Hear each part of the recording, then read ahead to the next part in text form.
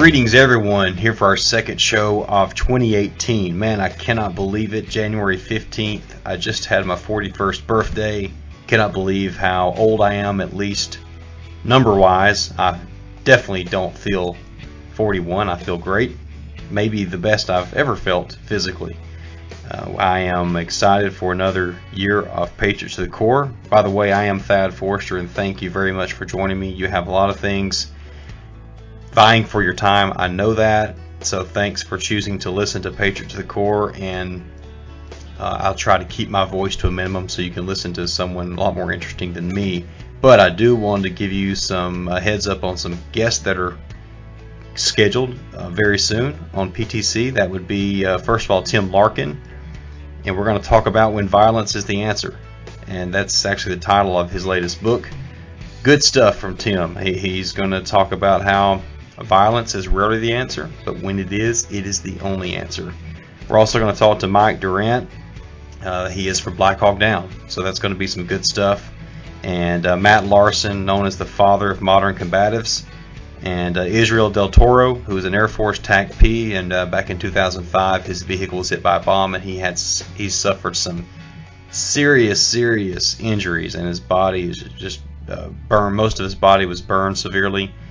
Very inspiring guy, though, about we're going to talk about his upbringing and how he had so much responsibility at a young age, and just how he chose to serve, and how he's back on active duty now despite the serious injuries that he received in 2005. Those people are confirmed. That'll be happening here very soon. There's some other ones scheduled as well, but man, I'm excited for them. And now also excited for Darren Sapp, who's the guest today. Darren is a Navy veteran. He's an author. He's working on several projects. One of those is he's actually helping a former guest, Ron White, who was the brain athlete. He's working with Ron on a book to highlight some of the fallen from Afghanistan. Ron has the memory wall where he has memorized the names of every fallen hero in the war on terror from Afghanistan, and in this book they're going to highlight some of those heroes, and Darren is helping him put that together and doing some interviewing with the families. And so Mark, my brother, will actually be one of those included in this book, so we'll look forward to reading that and learning about some of these other guys. And I think Darren's going to be interviewing me or some other family members to get some info on Mark.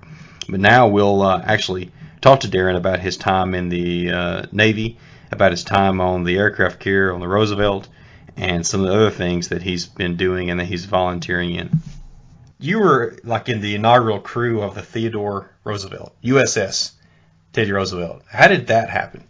I was going to go in the Navy for advanced electronics.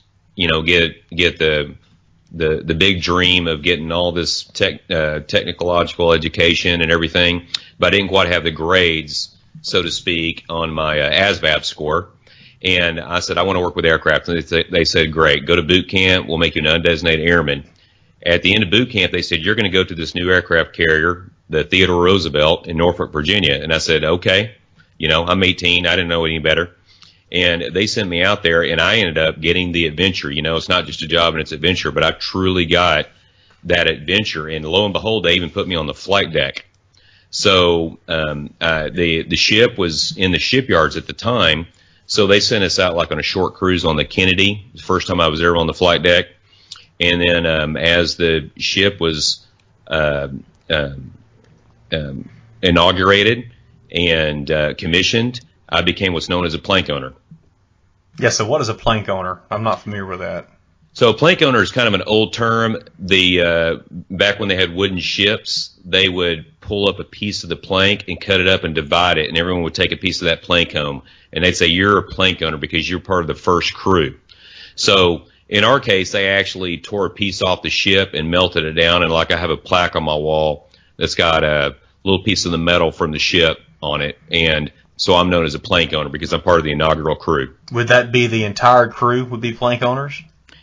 Right. So on an aircraft carrier, there's typically about 6,000 in the on a ship when we're at sea, but about 1,500 of those are squadron folks. So these would be the 4,500 or so who, and actually because it was so early, it was a little bit less, about 4,000 of us who were in that very first crew in October 1986 that were the plank owners for the Theodore Roosevelt. Okay. So there's various colored shirts that that you wear. Will you explain those? Because you ended up being a yellow shirt. I don't know if that's the highest ranking colored shirt or what. But I'd love to understand what that's about. Yeah, in a sense, I'll kind of whip through them. There's the idea behind the colored shirts is to make it easier for pilots and those working up in the island structure to clearly identify who's doing what. And, some are just one shirt, colored shirt, one job. Purple shirts, or grapes as we call them, those guys are refueling aircraft. Brown shirts, or turd shirts as we call them, there's always a nickname. Those guys are what's known as plane captains, and they're each assigned to one aircraft, and they are the babysitter. They're like the pit crew for that aircraft. But then you have colors that are mixed. You see guys with red shirts on. Those could be ordnance guys, or guys in a completely different division that are a crash and salvage crew. And those are basically aircraft firemen. Green shirts can do a variety of different jobs, from handling the arresting gear and the catapults, or they're part of the squadron maintenance people. But the yellow shirts typically get identified quite a bit, and I ended up being a yellow shirt, and people said, "Oh, you're the guys that shoot the planes off the aircraft." Actually, those are officers, and they're in a little bit different department. But yellow on the flight deck means leader. So, like anyone else, I started as a blue shirt, which is just putting in chocks and chains around the aircraft, and that's kind of the gut work. I got promoted to red shirt crash crew, so I was a firefighter on the aircraft. Then after about a year, they made me a yellow shirt, and I was an aircraft director. So we're the ones that are moving the planes, telling them where to go, spotting them on the catapult, and putting them in full tension and sending them off. So the pilots basically trust the yellow shirts to move them around safely. What is life like on the flight deck, and especially as a yellow shirt?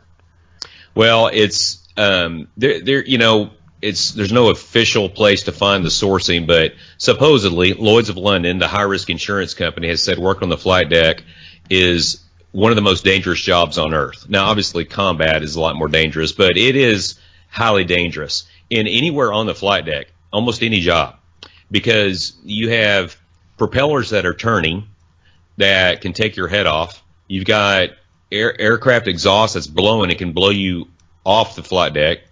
You've got planes that are landing at 200, 250 miles an hour that could veer off and crash into other planes, or that arresting gear cable could snap and just cut through a lot of guys. And I won't go into gory details, but all those things have happened. Mm-hmm. Well, you had said that you lost some shipmates. I mean, can you talk about that, and how did you? Yeah, so the first one that really was a wake-up call for us, we're working on the flight deck a normal day. I was on the flight deck. I directed an aircraft. In the news recently, there was a Navy plane that went down. It was that same type of plane. We call it a COD, for carry onboard delivery, and it has two big propellers. And I directed that plane to another yellow shirt. He parked it, and then we kind of heard this thud, and I saw a guy next to me. He was looking in that direction. He dropped to his knees. I turned around, and then I just saw a body with no head or shoulder.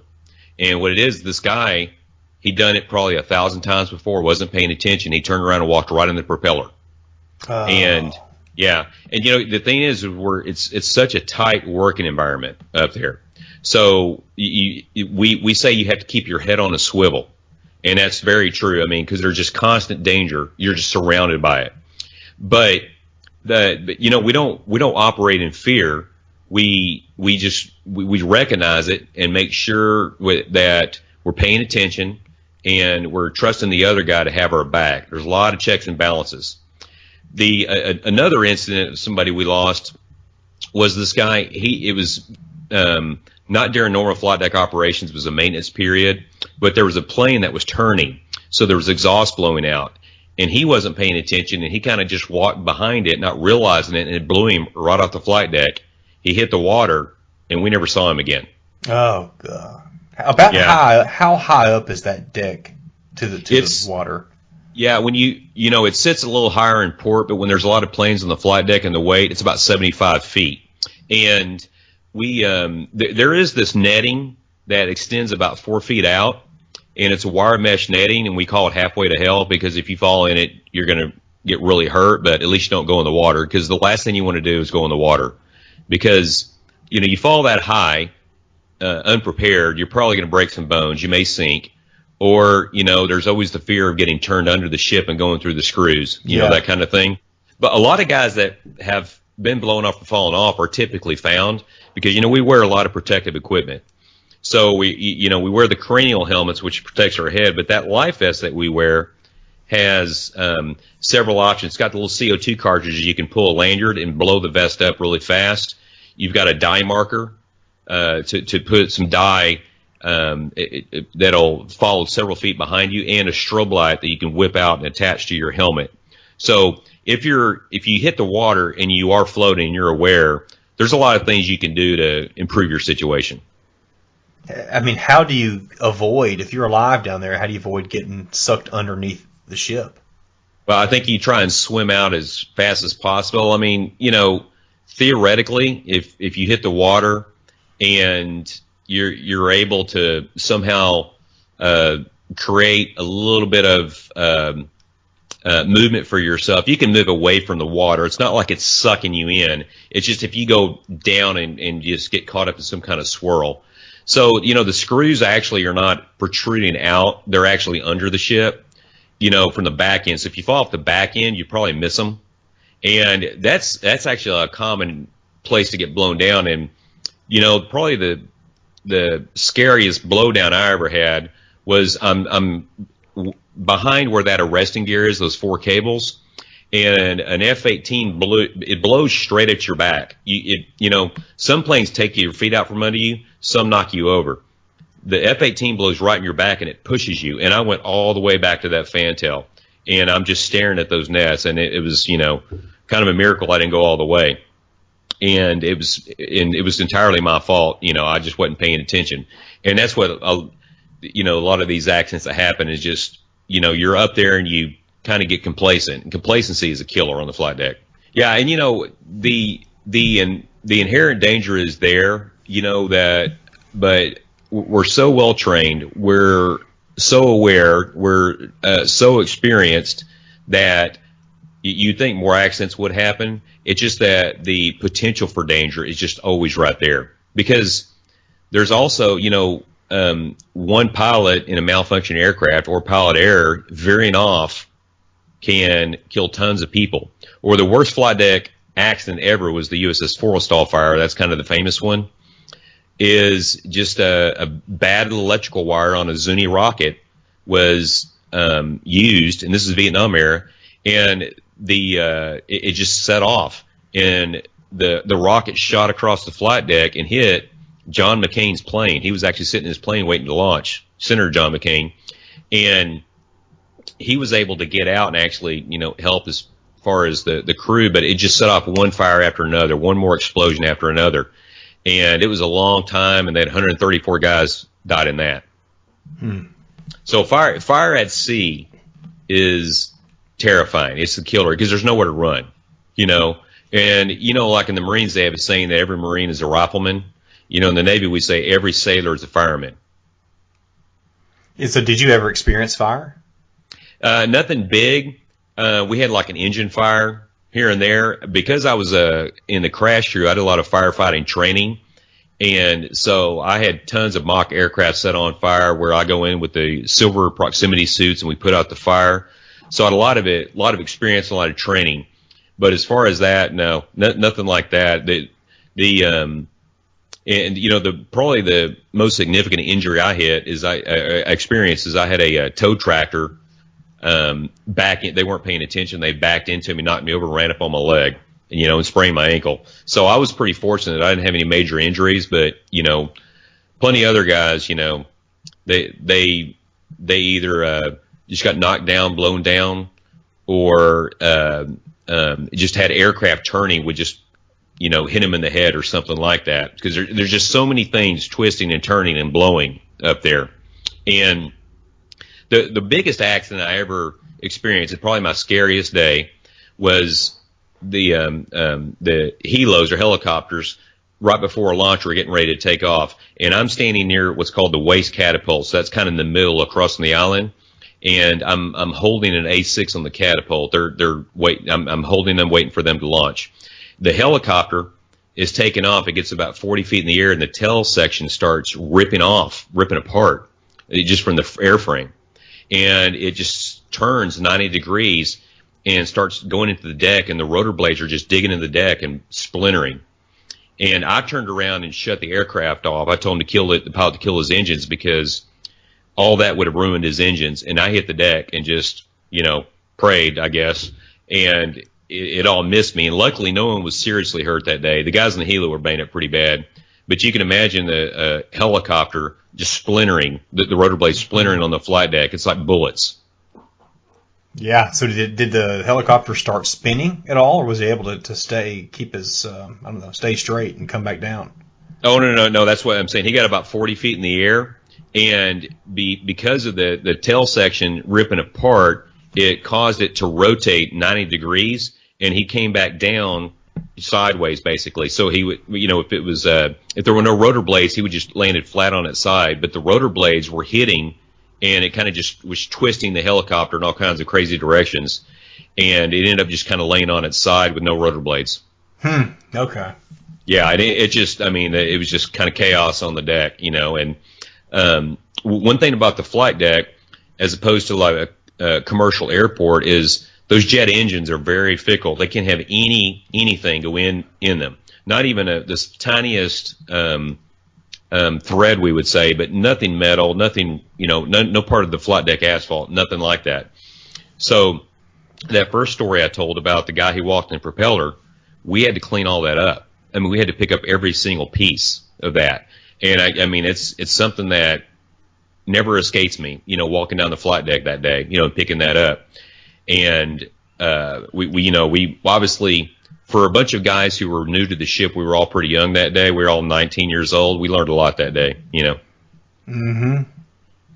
Well, you wrote a book called Fire on the Flight Deck. Will you kind of explain what that's about and where you got all your experiences from? Is it basically, I think it's fiction. Yeah. But I guess it's based off your life experience. Yeah. So what's the nature of that book developed from people asking the same kind of questions you're asking me now. What was life like on the flight deck? What was it like to live on an aircraft carrier? Were you ever scared? Was it dangerous? And I always thought I'd write maybe a memoir, but I didn't have that, that big event I think would interest people. And I like to write fiction, and I thought, why don't I accomplish the same thing, but give a compelling narrative and some interesting characters. The first half of the book, I do a lot of the stories I've just told are in there, and they're very similar. I spend 9 chapters on boot camp, because everyone has boot camp questions too, because it's always an experience. But then the last half is basically what happens when you have a giant fire on the flight deck. And I had already known a lot about flight deck fires, but I studied several others, because there's been 5 major flight deck fires, and I kind of compiled different elements of those. And so what you have is a book that a lot of Navy flight deck veterans hand to people and say, this is what it was like. And I've heard a lot of those stories. Or just people kind of wanting to relive those days and think, okay, I want to relive my Navy experiences. And that's kind of the feedback I've gotten from that one. When there's a fire, I guess you're all alone, right? I mean, are there any helicopters maybe on the aircraft that are able to extinguish fire from the air they could take off? Or is that kind of a crazy idea? Yeah, no, there's really nothing. What you have is 4 or 5 different options, but just kind of quickly, there nowadays there's a sprinkler system that'll just pop up, and it's not necessarily going to immediately extinguish it, but you have a really good chances that flight deck a sprinkler system that shoots up from the deck taking care of it. There are fire hoses all along the catwalks, all around the flight deck, and we train relentlessly on quickly assembling crews to pull those hoses out and fight those fires. We have, CO2 extinguishers for electrical fires and what's known as PKP, purple K powder, that can kind of quickly extinguish a fuel fire. So if there happens to be a ship very close, for smaller ships, they can extinguish those fires, but those ships cannot get close to an aircraft carrier because, it's very, very dangerous for two ships to get next to each other because the chance for them to, have a collision. Mm-hmm. So, yeah, it's just us and those fire hoses and that sprinkler system. That's all we have. That's very interesting stuff. This is all new to me. What about, so maybe we need to shift topics here, Darren, and go to, if we have time, we can go back to the flight deck. But what about special operations? Well, you took an interest in World War II special operations, and you chose to write your master's thesis on the father of special forces, Aaron Bank. Will you tell us about him and what you learned? Because I was not familiar with him. Yeah, absolutely. Yeah, when I was looking for a topic for my thesis, when you do a thesis or a dissertation, you're trying to do something really original, something no one's ever done before. Well, I ran across this guy's memoir, and I thought, okay, but this doesn't sound, this can't all be true. Surely not. And at the same time, the OSS, Office of Strategic Services, which is the precursor to the CIA, had just released all their personnel files. And I talked to my thesis advisor, and what I wanted to write was more use his biography to tell how the U.S. Army Special Forces, that we colloquially call the Green Berets, how did they get their start? What's their origin? So I ended up hiring someone to go in the National Archives in College Park, Maryland, dig up all his personnel files and all his Army records, and no one had ever read them before, not since they were sealed back in, I think, 1946. And I just found a treasure trove of this guy and who he was. So Aaron Bank was he was born in 1902.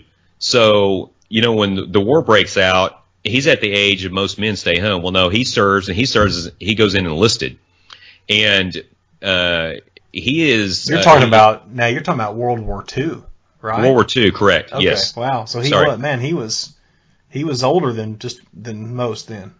Yeah, and what makes him so amazing is that his background, he was what's known as a medical gymnast, what we call a physical therapist today, and he was a gym rat. He was obsessed with it, and even at 42, he was physically fit, much more physically fit than most of the 20-year-olds around him.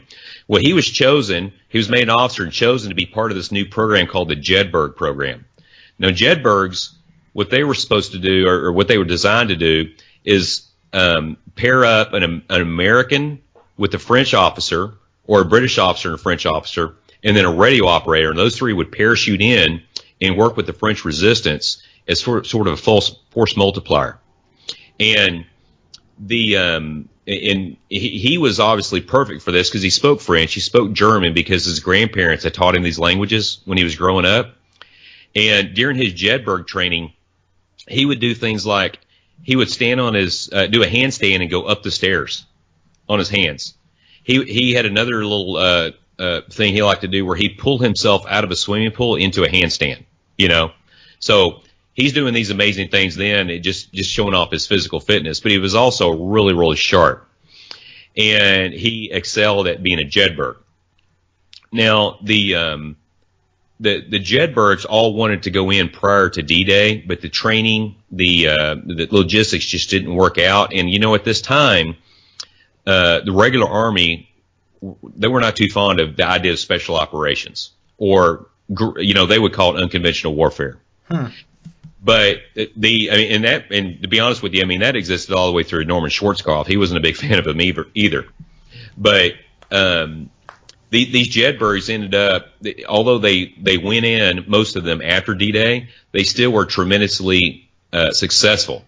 And Aaron Bank and his team, they ended up on a mission to either stop the Germans as they were trying to retreat, or just kind of disrupt their any kind of counterattack they were trying to do. He was instrumental in helping several of them getting taken prisoner surrendering, that kind of thing.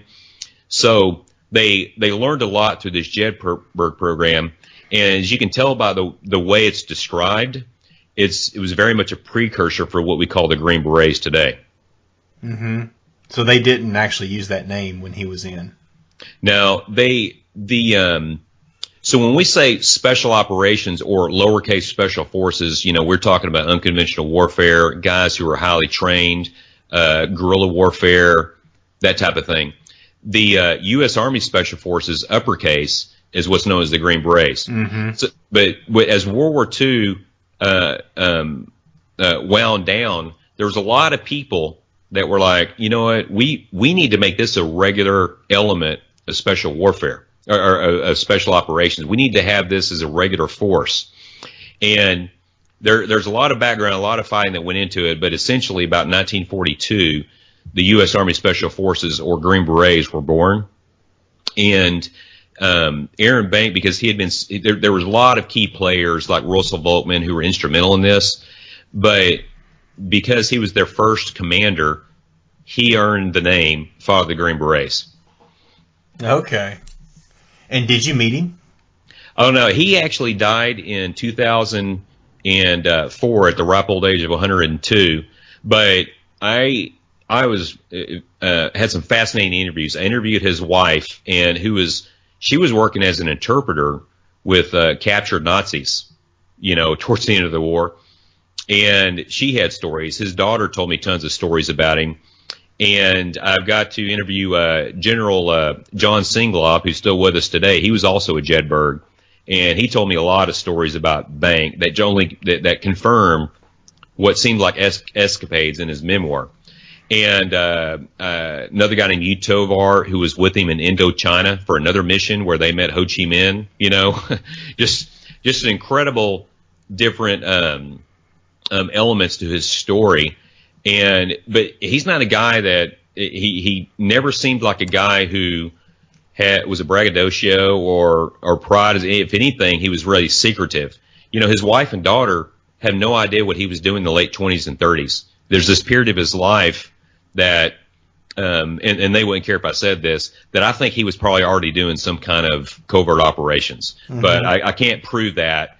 I'm just guessing that this big gap and the expertise he already had seemed awful suspect.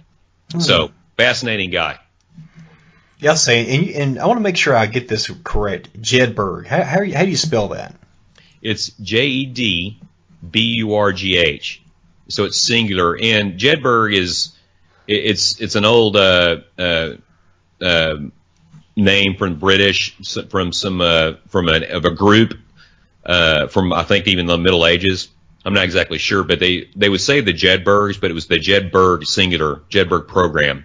And the OSS sort of mimicked the British version, which was called SOE, Special Operations Executive, and like everyone knows that James Bond is MI6. Well, that just stands for Military Intelligence Division 6. And in World War II, the SOE would have M1, M2, M9. One of their MIs was for POW rescue, and the Americans OSS version had just names for it. They had like a division that were frogmen that kind of developed into the Navy SEALs. They had a counterintelligence unit, but these guys, and this is, I have a novel I've written called Special Force, which kind of plays on this. I've developed a character named Nick Jordan. He was kind of like a James Bond, but in World War II fighting Nazis. I can't any more to Jack Bauer or Jason Bourne, but a lot of what I've done is take what they really did. They really did have lock pickers and safe crackers that they brought in to train these guys. They wanted them to know how to do everything, how to make disguises, how to go do, how to shoot everything you possibly could pick up. Did they ever use criminals as well? Well, yeah, there's a guy named Patrick O'Donnell who wrote a really great book called Operative Spies and Saboteurs, kind of a takeoff on OSS, and he really goes into detail about a lot of that. But yeah, they had guys that were probably in prison that, just your garden variety safecracker who they might have let out for the cause of the war to go train some of these guys. That probably wasn't a regular practice, but it certainly did happen. They wanted to bring in guys who had this expertise to train them. Because, you know, if you think about it, like we've all watched, like, you know, Buds training the Navy SEALs, you know. Well, all these special operations have to have their start somewhere. Well, the British, you know, they would say, we've been doing this for a few years. You know, we've been, you know, in America, we're very conditioned to think of World War II starting on Pearl Harbor, December 7th, 1941. But World War II for Europe started September 1, 1939. You know, so the British have been fighting for over 2 years at that point. Mm-hmm. Yep. Well, Darren, what about you're working on a book now? Or I don't know, maybe multiple books, but you're working with one of our former guests, Ron White. He was episode 33 back in July. He's the one that had the incredible memory, and you're helping him with a book about I guess it's specific people that are on the Afghanistan Memorial Wall. Or will you tell what your role is in that? Yeah, you bet. So I've known Ron since the late 80s. We were in a karate class together. I was in high school, and he was a 10-year-old. We reconnected about 20 years ago. I became fascinated with his memory course, and I've taken it myself, and I've even had 2 of my kids take it. And so Ron is not a savant. He just has taken it to a ridiculous level in his memory expertise. Any of us could learn it. And, you know, he's a Navy veteran, and he served in intelligence in Afghanistan, and he wanted a way to honor the troops. And what he eventually settled on was he wanted to memorize all the fallen from Afghanistan, from that conflict, and write them on a wall, kind of like the Vietnam Memorial Wall. So it's something that's written and erased and rewritten. It takes him about 11 hours, and so it's near 2,300 names, or over 2,300 names. So that's over 7,000 words with rank, first, and last name. And without going into details about exactly how he does, it's not that it's a secret, it just takes a long time to explain, is that if you said, okay, which one's 742, he'd kind of roll his eyes and say that fast he would say the name. Or if you say, who's 1422, he would need 2 seconds and he would give you the name. And it's just that he's so well trained in this technique that he can write these out. So the project that he asked me to help him with is he wanted to write something like Tom Brokaw's The Greatest Generation. So we're going to pick about 30 names or so, and he's asked me to write a short little, like 6-7 page story on them. That he's actually going to do a podcast where he'll read the story, but eventually we'd like to put it into a book. And I've done about 9 of these stories now, and just to kind of give you kind of an idea of some of the things we're working on, we wrote a story on Mike Spann, and you know I know you interviewed Mike's dad, Johnny Spann, right? And so I mean that's such a fascinating story, and his wife Shannon was able to help me out with that, and wrote a story. I just finished one on Laura White, who was a combat support team in a combat support team unit. And what she, if you can imagine that in Afghanistan, you know, these teams go in, whether it's Rangers or Green Berets, and they go into these Afghanistan houses in the middle of the night. The women won't let them search them, so women go in with them, and they're not only searching, they're gathering information, that kind of thing. So these women are trained similar to Ranger training, a little bit shorter version of it. So her story is interesting, but I guess I can say there's 2 things that I've learned that I thought, okay, I've studied a lot of military stuff, you know, I know quite a bit about what's going on, but I realized how little I know once I start really digging into these stories, and that I didn't realize that 90% of those that are killed in Afghanistan are killed by IEDs. You know, that was amazing to me.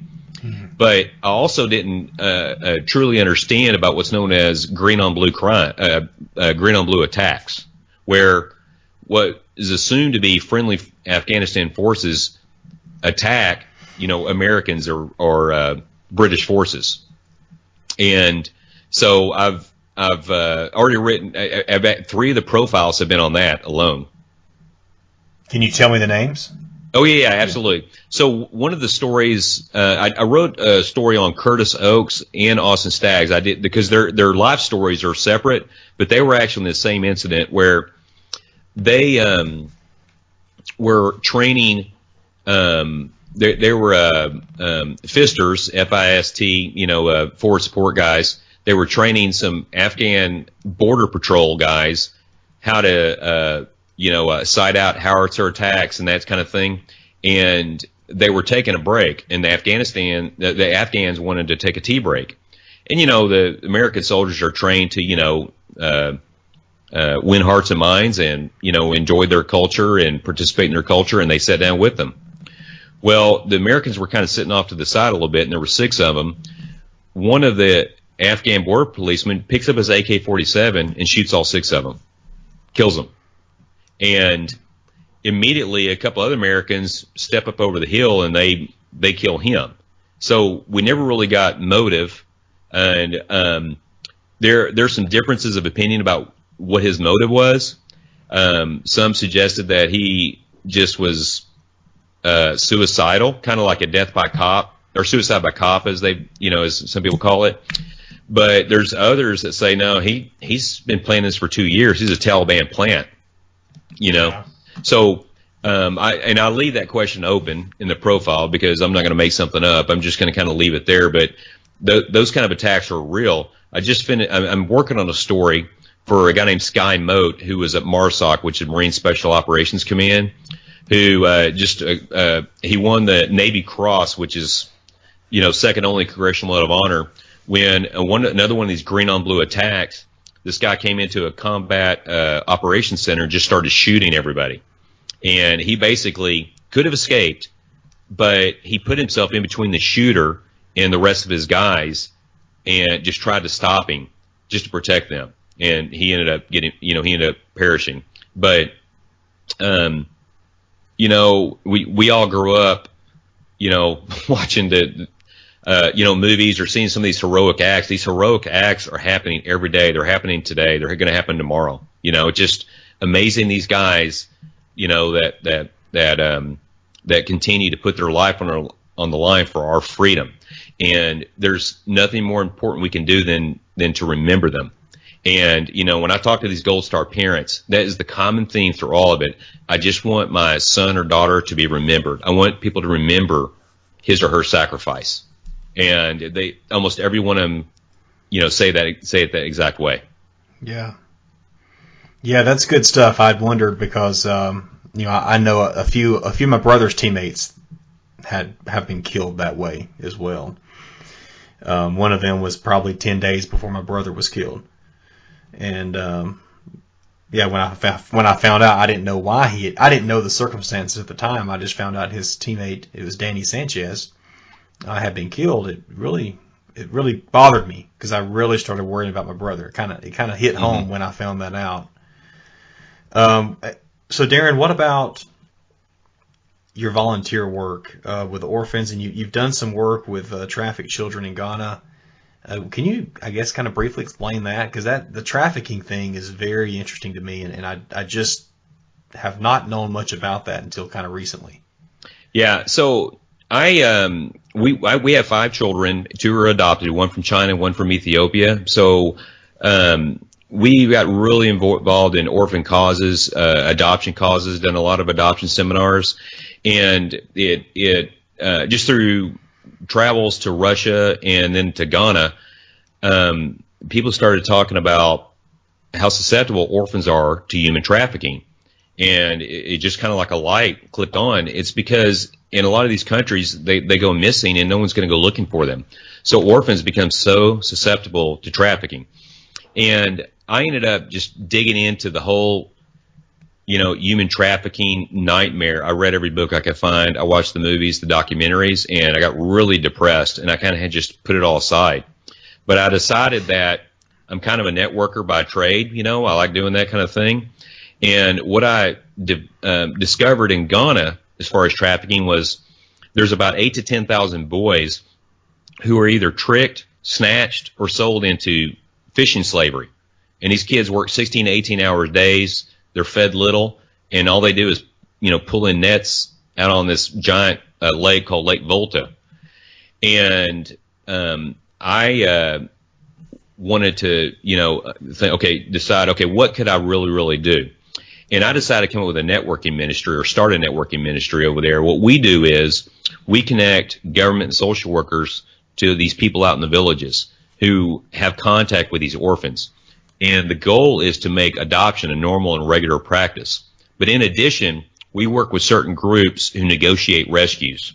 So rescues aren't necessarily, middle of the night, romantic adventure type rescues. It's negotiating through chiefs and the masters about what they're doing is illegal.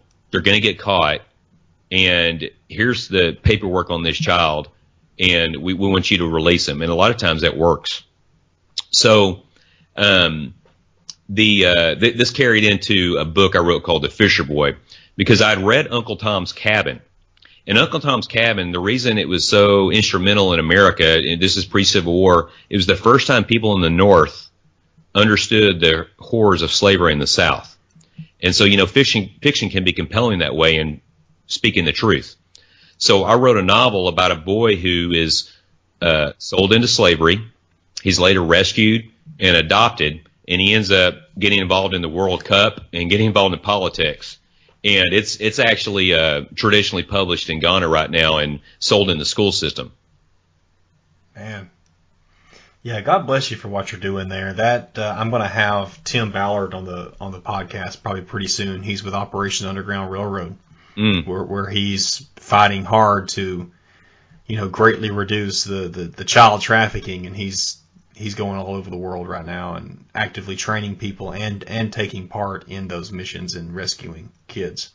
Well, I'll tell you that Ron White, the memory guy, because it was on a public Facebook post, so he certainly won't care of us sharing this. He was in Bangkok, Thailand, and he saw this little girl with this man, and he knew something wasn't right, and he confronted them.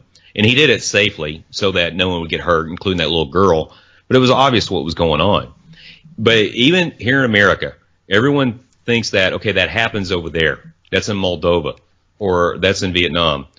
Well, I can tell you that within 50 miles of me, within 50 miles of you, there's trafficking happening right now. We just know it because so many of these things are discovered. Even things that are more subtle. Like a lot of us have had this kid come up and knock on our door trying to sell, they say they're in a contest for college to sell magazine subscriptions. And you look at him, you realize they're a little disheveled. Something doesn't seem right. And I'm not saying in every case, but a lot of times there's a handler that's watching the two of you. And that kid is either a runaway, but he's forced into doing that, and he's kind of held captive. Mm-hmm. And so trafficking is something that's around us that it doesn't take much for us to get educated and for us to put in our phones a phone number, 888-3737-888. That's the human trafficking hotline for America. If you ever see anything and you think it could be that, you call that number and they'll kind of walk you through what to do. 888-3737-888. Yeah, I say it like that because it's easier to remember that way. Right. Yeah, so that's still 10 digits. Yeah. Okay. I'll put that in here. I mean, I'm sure if we paid more attention just to our neighbors, and there could be people being held captive, in their homes. But I mean, Darren, are a lot of these people are most of them runaways? Well, no, I wouldn't. No, in the U.S. No, not necessarily. So it certainly is that. It's that 14-year-old teenage girl who's either a runaway and it's her fault, or just because her parenting situation, she's trying to get away from something, and a daddy figure comes in, and basically through coercion entraps her in that. But a lot more common in trafficking problems are things like you've got a 20-year-old girl in Moldova who answers an ad for a modeling contest, and they said, you're going to L.A., but we have to fly you through Mexico to get there. And the next thing she knows, she's in the back of a 18-wheeler coming across I-10 through Houston. That's why I-10 is sometimes called the corridor of death, and she ends up in New Jersey. And she's forced to work in a brothel. And they show her, and they have people in Moldova that are saying, see here, we just took a picture of your mom yesterday. If you try to run away, we'll kill her. And that's what they use for the prison bars. That story I just told is very, very common. And you may have heard of a term called coyotes. These are guys who are selling women from Mexico, and they're saying you're going to go work as a maid or work in a restaurant, in San Antonio. But they bring them across. They're not here legally. They have no credentials, and they force them to work as prostitutes or some other form of trafficking somewhere. There's several books out there. The name's escaping me of the book right now I'm thinking of, but it's Siddharth Kara, Sex Trafficking, and that's what the book's called. And he talks about the economy. He's a Harvard economist, and how human trafficking has now become the second largest illegal empire in the world behind drugs. It's overtaken arms trafficking. That's just so bizarre. Wow. Yeah, it's because humans can be resold over and over and over. Is one of the reasons.